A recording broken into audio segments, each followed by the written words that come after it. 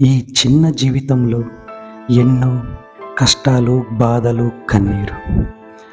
ఉదయించిన సూర్యుడు అస్తమిస్తాడు.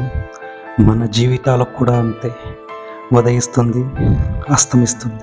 కనులు తెరిచినప్పటి నుంచి ఈ ప్రకృతిలో ఎన్నో అందాలను ఆస్వాదిస్తూ ఉంటాం. మరెన్నో ఈ ప్రపంచంలో ఇవే కళ్ళతో గుండె భారమెక్కిపోయే సంఘటనలను చూస్తూ ఉంటాం. కొందరి నుంచి మనసును ఆనందపరిచే పలుకులు ఉంటూ ఉంటాయి. అదే మనుషుల మధ్య భరించలేని మాటలు కూడా పడుతూ ఉంటాయి. ఒక మాట మనసును ఎంతో ఉత్తేజపరుస్తుంది. అదే మాట మనిషిపై విరక్తిని కూడా కలిగిస్తుంది. ఒక చిన్న చిరునవ్వు మనిషిని దగ్గర చేస్తే అహంతో చూసే చూపు కూడా మనుషుల మధ్య దూరం పెంచుతుంది. ప్రపంచంలో నీకు పరిచయమైన వ్యక్తుల్లో నిన్నుగా అభిమానించే వ్యక్తులు ఎందరో. నీ గుణగణాలు తెలియక నిన్ను అవమానించే వ్యక్తులు కూడా మరెందరో.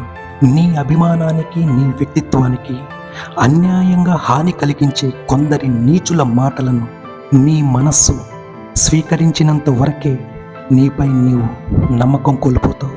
నీవంటే ఏంటో నీవు అర్థం చేసుకున్న రోజు నీ మనసు కాదు కదా, నీ చెవి కూడా ధైర్యం చేయదు ఆ హీనుల మాటలు చెవిలో చేర్చడం. ప్రతిరోజు మనదే.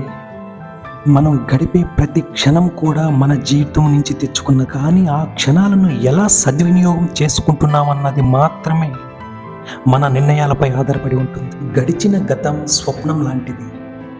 కళ అనేది మనం నిద్రిస్తున్న సమయంలో మనం ముందుకు వచ్చా కూడా ప్రత్యక్షంగా అది ఎలాంటి ప్రభావం చూపలేదు. మన మనస్థితిని బట్టి కఠినంగా నమ్మితే తప్ప. ప్రాణం లేని నిన్నటి రోజు చేసిన గాయం భవిష్యత్తును గడుపుతున్న ఈ రోజుటి క్షణాలలో చేరి చాలామంది మనుషులకు ఒక శాపంలా మారుతుంది. బాధపడవలసింది గతంలో జరిగిన పొరపాటులు, వృధా అయిన సమయం గురించి కాదు, చేసిన తప్పుల నుంచి తెలుసుకున్న వాస్తవం ఎంత, పట్టుదలతో అనుకున్నది సాధించడానికి భవిష్యత్తులో నిర్ణయించుకున్న సమయం ఎంత. నీవు పడుతున్న కష్టానికి గతమే ఒక ఆయుధం.